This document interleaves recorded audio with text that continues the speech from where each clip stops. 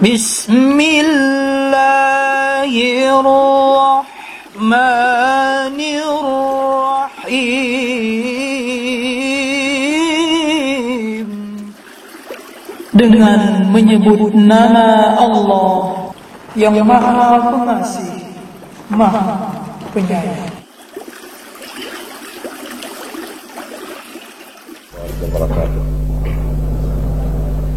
Bismillahirrahmanirrahim. Alhamdulillahirabbil alamin. Wassalatu wassalamu ala asyrafil mursalin. Hari ini pengajian kita sudah sampai membicarakan tentang kepercayaan kita, iman kepada kitab.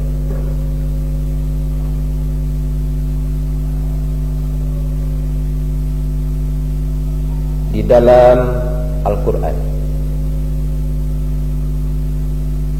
ada 3 ayat yang menerangkan penisbahan nisbah daripada wahyu Allah Subhanahu wa ta'ala. Di dalam surah Al-Buruj Allah berfirman, bal huwa Qur'anum majid fi lauhim mahfuz.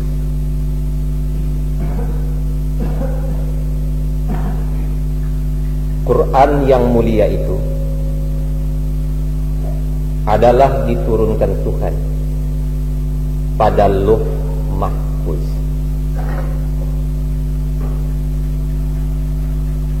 Menurut keterangan Ibnu Abbas radhiyallahu anhu bahwa Al-Quran ini sebelum diturunkan kepada Nabi kita Muhammad sallallahu alaihi wasallam, lebih dahulu diturunkan Allah di lauh mahfuz. Sudah termaktub di lauh mahfuz itu lengkap 30 juz Al-Quran. Kemudian menurut keadaannya berdikit-dikit diturunkan kepada Nabi kita sampai memakan waktu selama 23 tahun.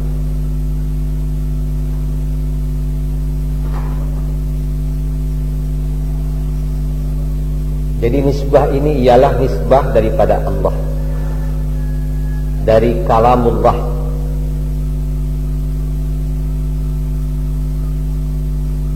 yang difirmankan Allah Subhanahu wa ta'ala, kemudian dihimpunkan di lauh mahfuz, lalu diwahyukan kepada Nabi kita Muhammad sallallahu alaihi wasallam. Itu nisbah pertama. Nisbah yang kedua termaktub dalam surah Al-Haqqah ayat 4. Annahu laqaulun rasulun karim. Bahwasanya Al-Quran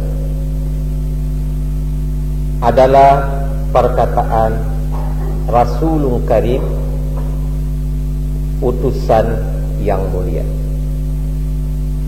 Rasulun karim di sini dimaksud ialah Jibril alaihissalam. Jadi ayat ini menerangkan bahwa Al-Quran itu ialah diturunkan Allah kepada Nabi kita Muhammad sallallahu alaihi wasallam melalui Jibril. Jibril yang diutus Allah kepada Nabi, lalu Jibril menyampaikan kepada Nabi kita bahwa Allah telah berfirman. Bunyi firman Allah itu lalu dibacakan ayatnya kepada Nabi.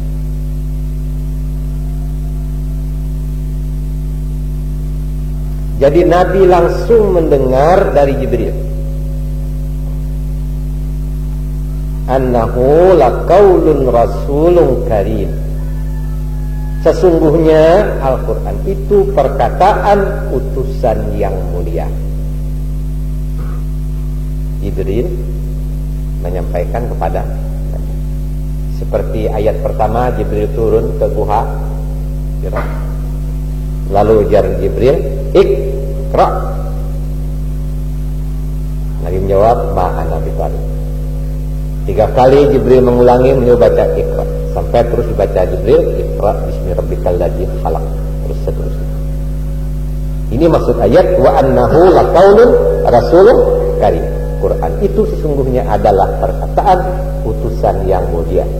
Rasulun karim di sini ialah Jibril. Ini nisbah yang kedua. Langsung Nabi mendengar, menerima dari Jibril. Menurut hurufnya, menurut makhrajnya, menurut bunyinya, begitulah yang dibaca oleh Jibril, begitulah yang diterima oleh Nabi kita, begitulah yang disampaikan kepada kita semua, begitulah yang tertulis dalam kitab Al-Quran. Ini nisbah yang kedua. Nisbah yang ketiga itu termaktub dalam surah Asy-Syura. Diterangkan, nazala bihi ruhul amin ala qalbik. Nazala bihi ruhul amin ala qalbik. Turun dengan dia Al-Quran itu ruhul amin. Itu artinya ruhul amin di sini pun namanya Jibril. Ala qalbik, langsung ke dalam hatimu.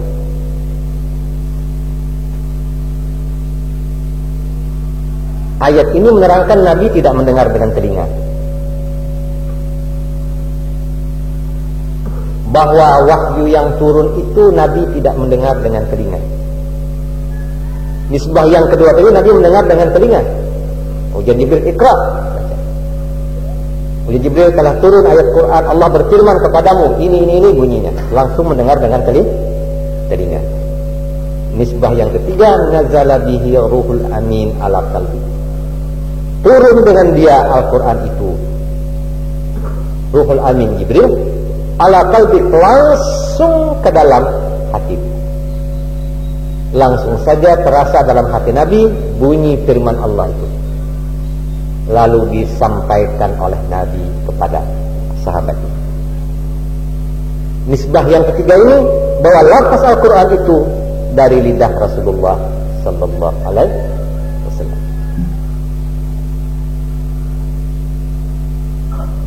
Tiga nisbah yang dinisbahkan Allah dalam Al-Quran mengenai wahyunya. Pertama, langsung dari Allah, diturunkan ke Lauh Mahfuz. Kedua, disampaikan Jibril kepada Nabi, didengar Nabi dengan telinga. Jadi lafaznya itu lafaz Jibril. Ketiga, turun langsung dibawa oleh Jibril, tapi tidak diucapkan oleh Jibril dengan perkataan, langsung masuk ke dalam hati Rasulullah.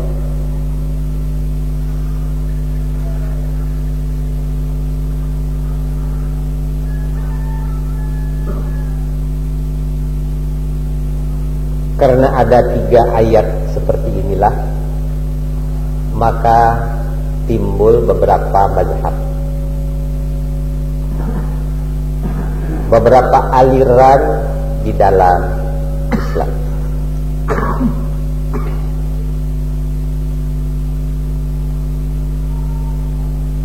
Berdasar kepada ini, kaum Mu'tazilah yang masyhur, yang dimulai oleh Wasil bin Atha, yang dinamakan Mu'tazilah, menetapkan suatu pendapat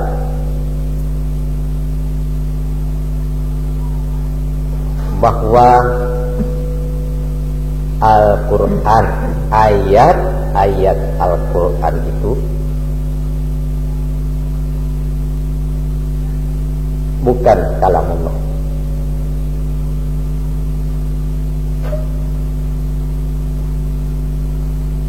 Dia adalah perkataan Jibril. Dia adalah perkataan Nabi Muhammad sallallahu alaihi wasallam.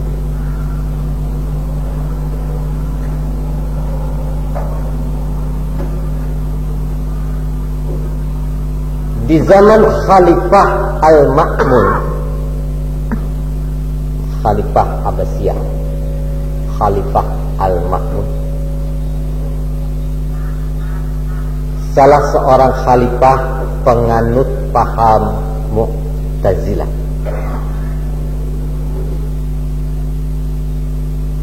Memaksakan kepada rakyatnya orang Islam supaya atau wajib mengikuti pendapat Mu'tazilah ini. Jadi khalifah mempergunakan kekuasaan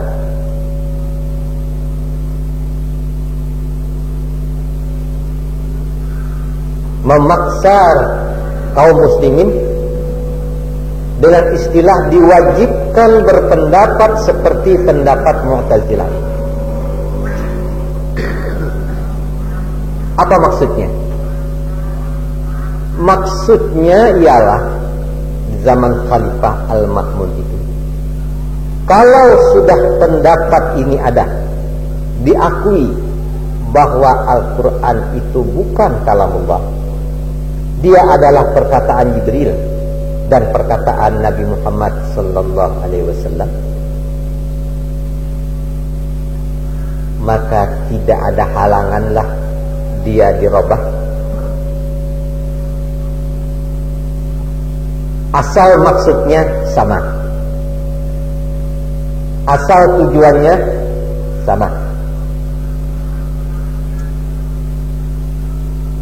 Di sini ada kepentingan politik daripada khilafah Abbasiyah di zaman Khalifah Al-Ma'mun. Di dalam tarikh kita membaca sejarah, banyak orang-orang besar yang menjadi korban,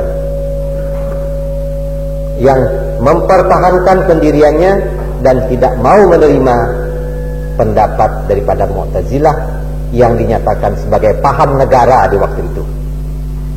Jadi artinya negara sudah campur tangan kepada paham agama.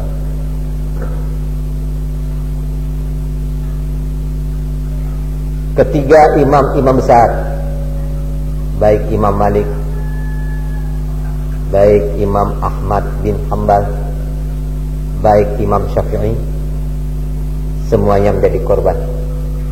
Semuanya masuk penjara, dipenjarakan oleh khalifah karena tidak mau menerima pendapat.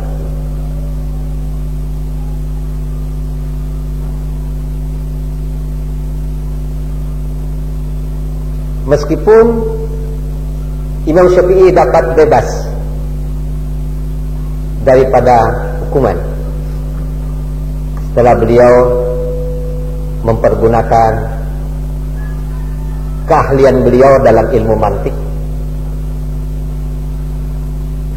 Jadi ketika Al-Ma'mun memanggil Asy-Syafi'i, bagaimana pendapatmu? Apakah kitab firman Allah itu baharu atau qadim?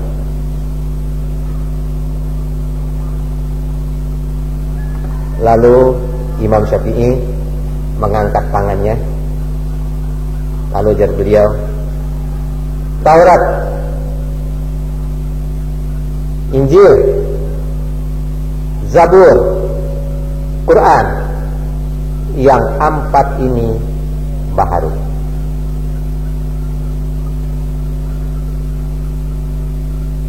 Semua yang hadir senang. Beliau dibebaskan daripada hukuman. Sesudah itu beliau meninggalkan Baghdad, tempat kedudukan khalifah, pergi ke Mekah.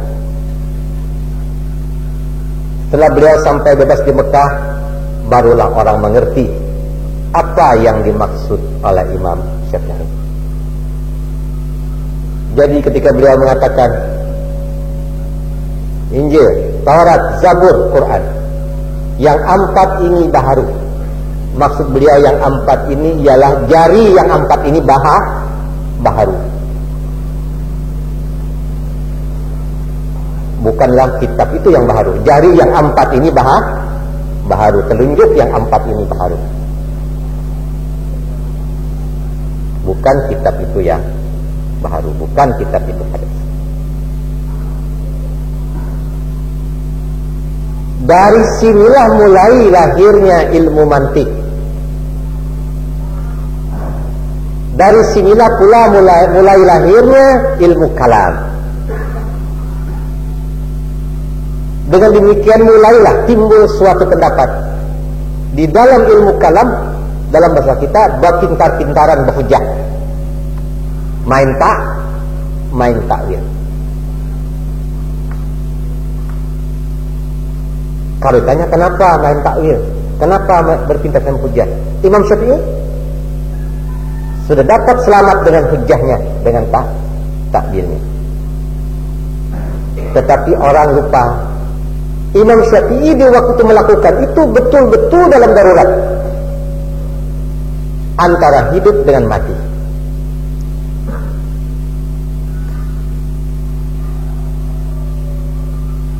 Jadi al-waqtul hal, keadaan di waktu itu dilupakan orang.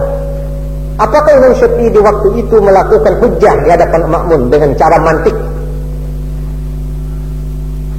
Pada waktu itu betul-betul di dalam keadaan darurat. Ketika ditanyakan orang, kenapakah beliau melakukan cara demikian? Beliau menerangkan sebuah hadis daripada Ammar bin Yasir. Ketika Ammar bin Yasir ditangkap oleh orang-orang Quraisy,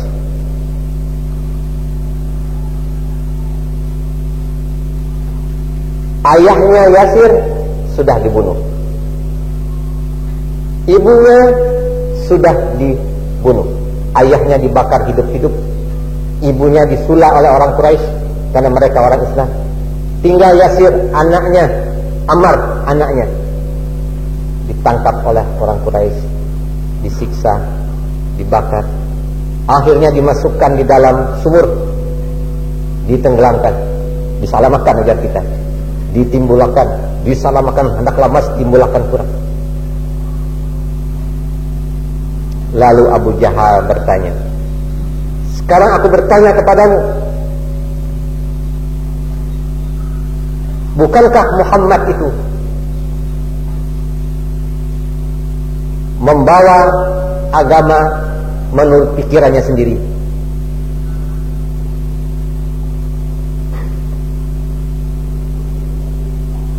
Kalau engkau jawab ya, engkau kebebaskan daripada hukuman ini.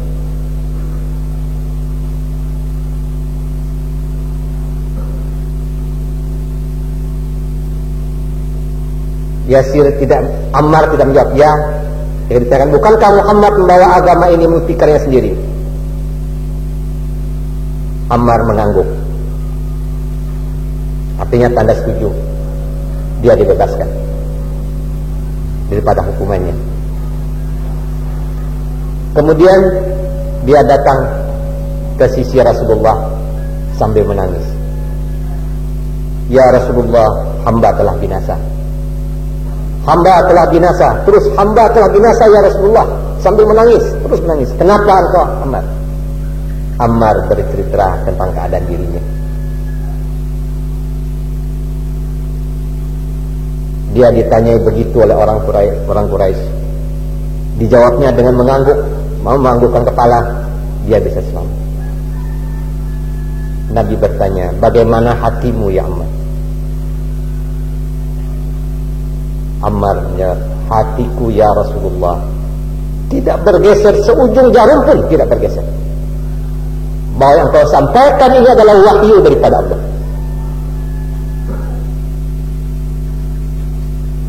Nabi menjawab, engkau seorang mukmin yang diampuni Allah Subhanahu wa ta'ala. Jadi situasi Ammar pada waktu itu dalam keadaan demikian. Berdasar kepada hadis Ammar inilah, kata Imam Syafi'i, menjawab pertanyaan Al-Ma'mun dengan cara dialektik, dengan cara mantik demikian itu.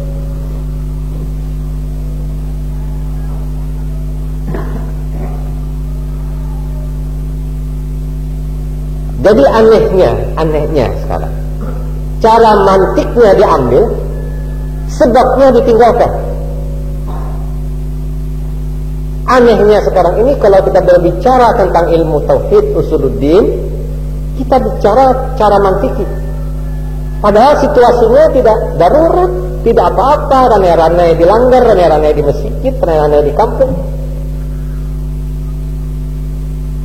Tidak ada situasi yang menyuruh orang mentakwilkan ayat Al-Quran. Tidak ada mesti berputar-putar daripada keadaan yang sebenarnya. Tidak ada hal yang darurat. Ini tidaklah tepat alasan daripada Imam Syafi'i itu dibuat dalil untuk membawa ilmu usuluddin ini dengan cara mantiki. Ini satu. Kedua, Ahmad bin Hanbal lain pula caranya. Dengan segala konsekuensi diterimanya.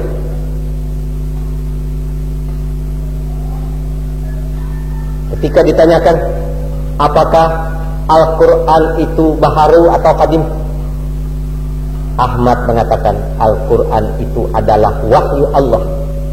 Dia adalah kalamullah. Kalam itu adalah sifat Allah. Sifat Allah adalah qadim. Barang siapa yang mengatakan baharu, kafirlah dia. Sekali ditanyakan, begitu jawabnya. Dua kali ditanyakan, begitu jawabnya. Tiga kali ditanyakan, begitu jawabnya. Dimasukkan penjara. 6 bulan dikeluarkan lagi. Tanya lagi, tetap begitu, dipukul 100 kali. Sudah dipukul, dipanggil lagi, ditanya lagi, tetap barang siapa mengatakan kalamullah itu baharu, kafir. Tanpa takwil. Ini pendirian yang kedua.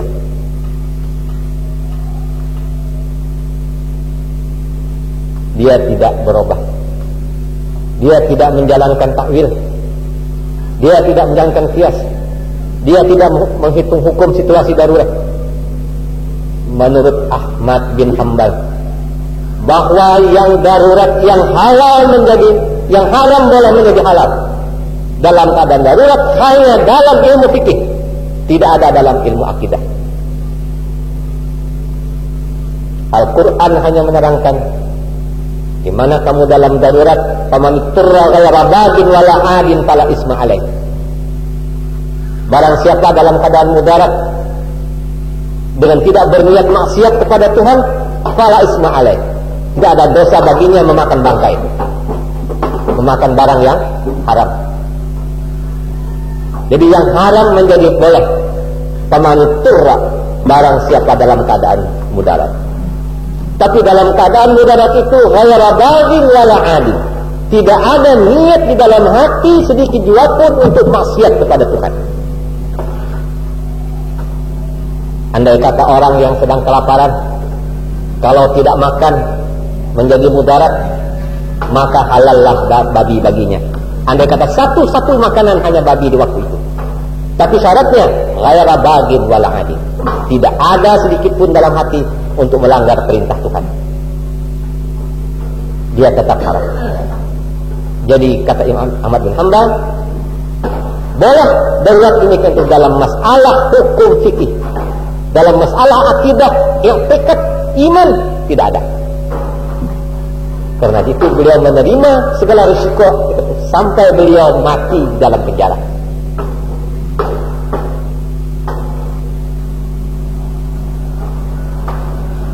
Imam Malik pun demikian. Jadi saudara-saudara, sebab itulah maka lahirlah satu pendapat sebagai imbangan kepada pendapat Khalifah Al-Ma'mun itu. lahirlah satu pendapat para ulama-ulama, para orang-orang saleh yang termasuk dalam pengikut-pengikut salafus saleh, pengikut tabi'in, yang mempertahankan pendirian bahwa meskipun di dalam Al-Quran itu ada 3 nisbah, tapi yang terang Quran menerangkan bahwa kitab Allah itu adalah wahyu Allah, adalah kalamullah. Inna nahnu nazzalna dzikra wa inna lahu lahafizun. Allah mengatakan kami yang menurunkan zikir itu. Zikir itu ialah Al-Quran. Kami yang memeliharanya. Kemudian di dalam ayat yang lain diterangkan, wa ma yantiqu 'anil hawa in huwa illa wahyu yuha. Apa yang dikatakan oleh Muhammad itu bukan kehendaknya sendiri, tetapi semuanya itu adalah wahyu yang diwahyukan kepada Nabi Muhammad sallallahu alaihi wasallam. Ayat lain, sanuqri'uka fala tansa illa masya. Akan kami bacakan kepadamu, Allah. Kami itu Allah. Akan kami bacakan kepadamu, hai Muhammad. Jangan engkau lupa.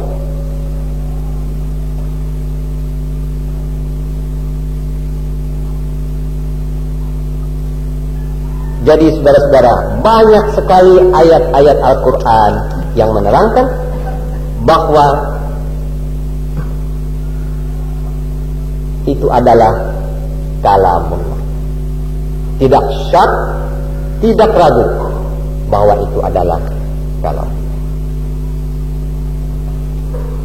Jadi di dalam masalah meyakini itu kalamullah,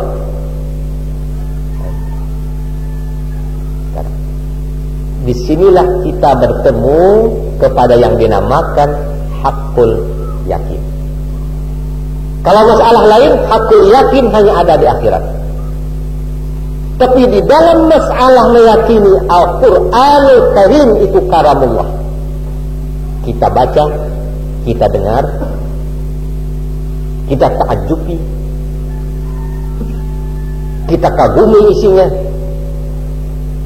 kita yakini kebenarannya. Tiap-tiap ayat itu menunjukkan kepada kita bahwa tidak syak lagi ini adalah kalamullah. Apabila sudah sampai demikian itu, itulah yang tersebut dalam surah Al-Haqqah ayat 51, wa innahu lahaqqul yakin. Bahwasanya meyakini Al-Quran itu kalamullah, maka itu adalah hakul yakin. Kenapa hakul yakin? Karena kalamullah itu kita dengar. Karena kalamullah itu sudah kita baca, sudah kita rasakan, sudah kita nikmati kebenarannya isi kalamullah itu. Nah, dalam masalah meyakini Al-Quran itu kalamullah, maka itu adalah wa innahu lahaqqul yakin. Maka sesungguhnya dia adalah hakul yakin.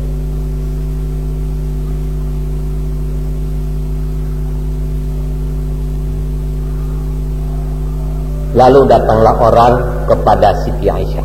Nah, sekarang bagaimana harusnya i'tikad kita sekarang ini? Datang orang kepada Siti Aisyah. Ya Ummul Mukminin, wahai ibu orang yang beriman,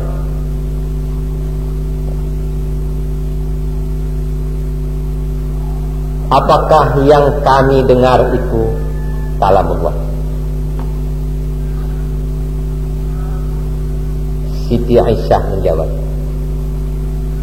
kalamullah itu tidak bersuara.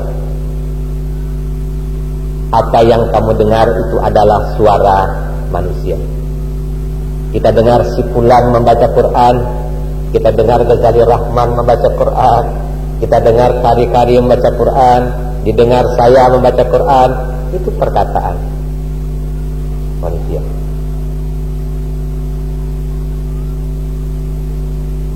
Kita lihat ayat-ayat terdiri daripada huruf-huruf. Kalamullah tidak berhuruf.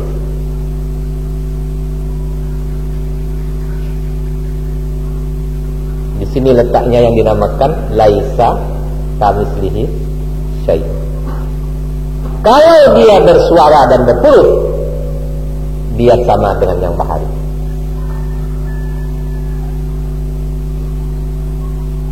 Lalu apa kata Syekh?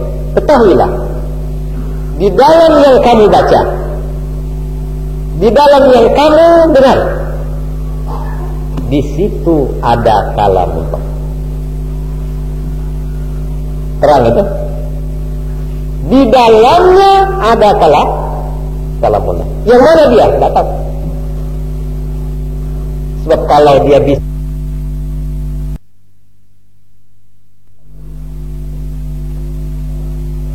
jadi dalam masalah ini, dalam masalah seperti inilah yang dinamakan mahdhah.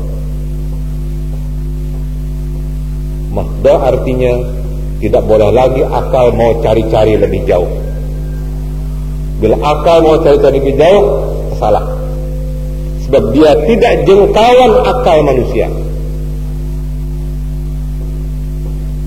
Karena dia kalamullah. Allah menerangkan sebagaimana 3 nisbah tadi, dia adalah diturunkan di Lauh Mahfuz. Dia disampaikan oleh Jibril dengan oleh Nabi, ataupun dia langsung ke dalam hati Rasulullah. Sekarang disampaikan oleh Rasulullah kepada kita, begitulah bunyinya. Yang terang, Allah menerangkan kepada kita bahwa Al-Quran diturunkan dalam bahasa Arab. Inna anzalnahu Arabiyan la'allakum ta'qilun. Kami turunkan dia dalam bahasa Arab.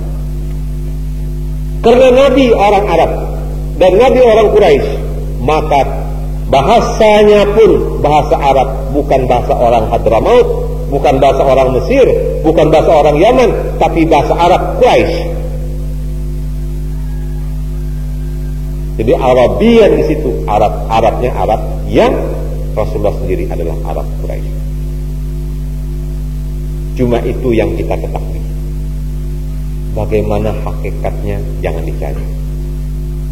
Bagaimana mahiyahnya jangan dicari. Apakah begitu bunyinya berhuruf bersuara? Jangan dicari. Tapi ini kitab Al-Quran yang disampaikan kepada kita. Di dalamnya ada kalamullah. Itulah bunyinya yang disampaikan oleh Nabi Muhammad SAW.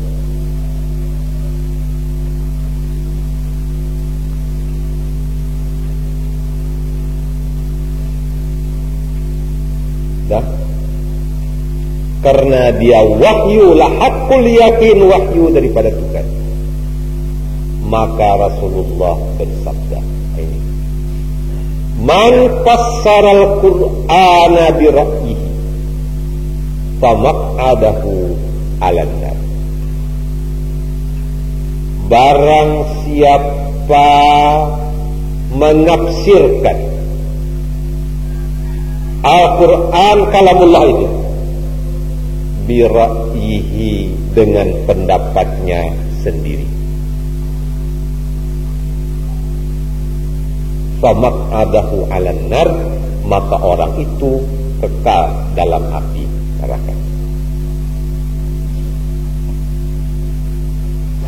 Sebab apabila Al-Quran kalamullah itu ditafsirkan samaunya menurut kehendak selera orang masing-masing, rusaklah syariat. Sebanyak kepala manusia, sebanyak itu pula tafsir dan keterangannya. Rusaklah syariat Nabi Muhammad SAW. Rusaklah agama ini. Hilanglah fungsi wahyu Tuhan yang diturunkan kepada Nabi Muhammad SAW.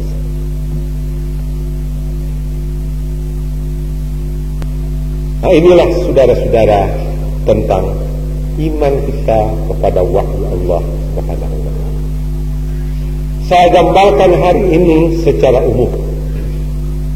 Mudah-mudahan pada minggu yang datang kita membicarakan secara tafsir. Sebab iman itu iman secara jumlah. Jadi hari ini saya bicara tentang iman kepada Al-Quran secara jumlah. Lalu nanti minggu depan kita bicara secara tafsili, secara terperinci. Bagaimana iman menurut Islam secara tafsir terhadap kitab suci Al-Quranul Karim. Jadi selesailah secara jumlah kita berbicarakan iman kita terhadap kitab Allah Subhanahu wa taala. Semoga Allah berkenan melimpahkan barakah hidayahnya kepada kita semua. Assalamualaikum warahmatullahi wabarakatuh. سبحانك اللهم وبحمدك أشهد أن لا إله إلا أنت أستغفرك وأتوب إليك. Maha suci Engkau ya Allah. Dengan memujimu aku bersaksi bahwa tiada sesembahan yang hak disembah melainkan dirimu. Aku memohon pengampunanmu dan bertaubat kepadamu.